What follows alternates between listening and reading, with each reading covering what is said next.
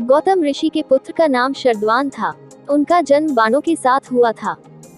उन्हें वेदाभ्यास में जरा भी रुचि नहीं थी और धनुर्विद्या से उन्हें अत्यधिक लगाव था। वे धनुर्विद्या में इतने निपुण हो गए कि देवराज इंद्र उनसे भयभीत रहने लगे।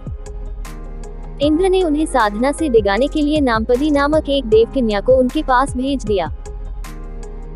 उस देवकन्या के सौंदर्य के प्रभाव से कृप नामक बालक उत्पन्न हुआ और दूसरे भाग से कृपी नामक कन्या उत्पन्न हुई। कृपी धनुर्विद्या में अपने पिता के समान ही पारंगत हुए। भीष्म जी ने इन्हीं कृप को पांडवों और कौरवों की शिक्षा दीक्षा के लिए नियुक्त किया और वे कृपाचार्य के नाम से विख्यात हुए।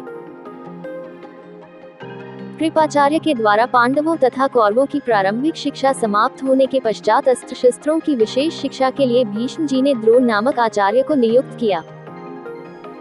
द्रोण के साथ प्रशत नामक राजा के पुत्र द्रुपद भी शिक्षा प्राप्त कर रहे थे तथा दोनों में प्रगाढ़ मैत्री हो गई। उन्हीं दिनों परशुराम अपनी समस्त संपत्ति को ब्राह्मणों में दान करके महेंद्राचल पर्वत पर तप कर रहे थे।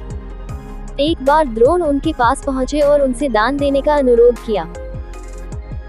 इस पर परशुराम बोले, वत्स तुम विलंब से आए हो, मैंने तो अपना सब कुछ पहले से ही ब्राह्मणों को दान में दे डाला है।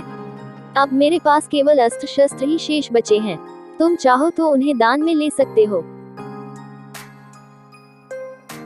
द्रोण यही तो चाहते थे, अतः उन्होंने कहा, हे गुरुदेव, आपके अस्त्र शस्त्र प्राप्त करके मुझे अत्यधिक प्रसन्नता होगी, किंतु आपको मुझे इन अस्त्र शस्त्रों की शिक्षा दीक्षा देनी होगी तथा विधि विधान भी बताना होगा। इस प्रकार परशुराम के शिष्य बनकर द्रोण अस्त्र शस्त्रादि सहित समस्त विद्याओं के अभूतपूर्व ज्ञाता हो गए। शिक्षा प्राप्त करने के पश्चात द्रोण का विवाह कृपाचार्य की बहन कृपी के साथ हो गया। कृपी से उनका एक पुत्र हुआ। उनके उस पुत्र के मुख से जन्म के समय अश्व की ध्वनि निकली, इसलिए उसका नाम अश्वत्थामा रखा गया। किसी प्रकार का राजाश्रय प्राप्त न होने के कारण द्रोण अपनी पत्नी कृपी तथा पुत्र अश्वत्थामा के साथ निर्धनता के साथ रह रहे थे। एक दिन उनका पुत्र अश्वत्थामा दूध पीने के लिए मचल उठा, किंतु अपनी निर्धनता के कारण द्रोण पुत्र के लिए गाय के दूध की व्यवस्था न कर सके। अकस्मात उन्हें अपने बाल्यकाल के मित्र राजा द्रुपद का स्मरण हो आया, जो कि पांचाल देश के नरेश बन चुके थे। द्रोण ने द्रुपद के पास जाकर कहा, मित्र, मैं तुम्हारा सहपाठी रह चुका हूँ। मुझे दूध के लिए एक गाय की आवश्यकता है और तुमसे सहायता प्राप्त करने की अभिलाषा लेकर मैं तुम्हारे पास आया हूँ।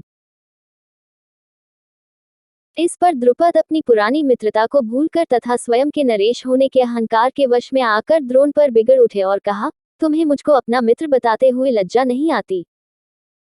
मित्रता केवल समान वर्ग के लोगों में होती है, तुम जैसे निर्धन और मुझ जैसे राजा में नहीं।